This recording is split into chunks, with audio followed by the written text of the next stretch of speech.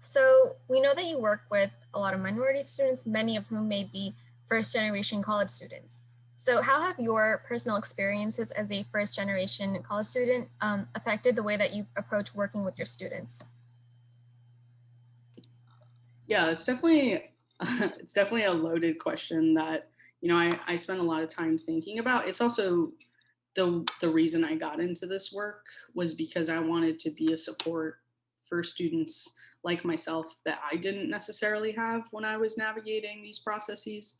So yeah, I mean, I think that I have learned a lot about the importance of sharing my own story and like my own sort of navigation of obstacles and challenges during my college application process. At the same time, I have to continuously remind myself that my experiences will never fully be understood or experienced by any other person. And so I think there is also greater importance in just creating spaces where students can feel free to share openly whatever it is they're going through, and it doesn't have to be anything related to the college application process, right? So i I sort of center that in my approach is just like creating spaces that are safe, creating spaces that uplift and empower and are also fun, hopefully the students would say, to be in. And I have seen the impact of that, given that I've established a lot of really close relationships with a number of my students, right? And I've seen how that has allowed them in turn to find power in their voice and also grow in their self advocacy, which then in turn impacts how they go about navigating the college application process. So it's sort of like a domino effect, right? If I can create this space that feels safe, then that means the student will sort of just soar and launch themselves into whatever it is they're trying to navigate, whatever challenge they're trying to sort of overcome. So would you say that there's anything different from when you were first applying to college versus now when you're helping your students apply for colleges? And what are some of those, if there are differences, like what would you say are the biggest differences? Yeah, oh boy. I mean, anyone who works in the field of education, specifically in college access or admissions, will tell you that it's changing. The landscape is changing pretty much every day. And I mean, that's a little bit dramatic, but certainly from year to year, it's changing. This year, unlike any other, I mean, we were in a pandemic.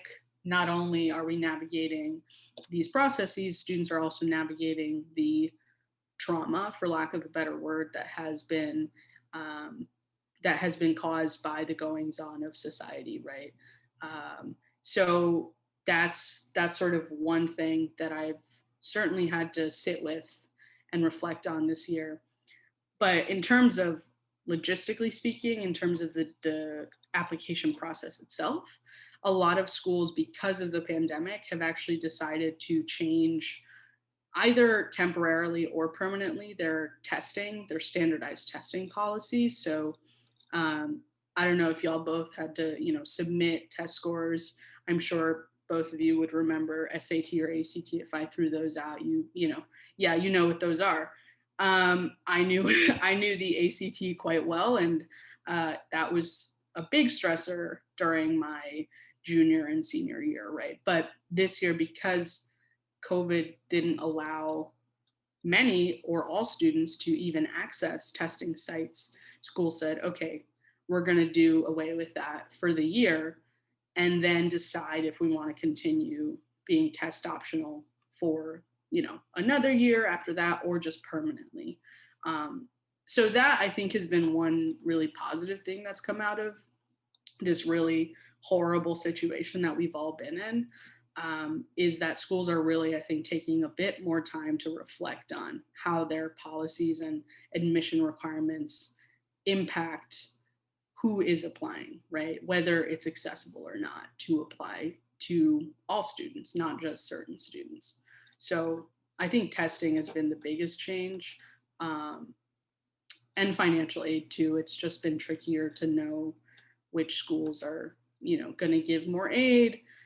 I thought certain schools were going to be great in terms of that. And then to my surprise, as well as to the student surprises, it wasn't necessarily the case for all those schools. And who knows? I mean, perhaps it had to do with COVID having an impact financially, but one can't really say because we're not in those spaces, right? We just have to take that and sort of use that to inform what we suggest and advise to students next year.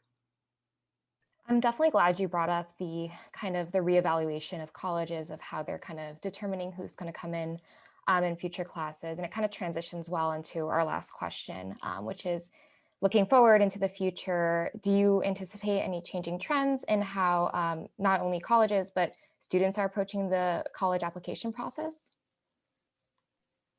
Yeah, I think what I've seen, I can only really speak to my own experience with working within this community of Breakthrough New York, and it being a community of students, at least my particular class, they are students who are not afraid to challenge.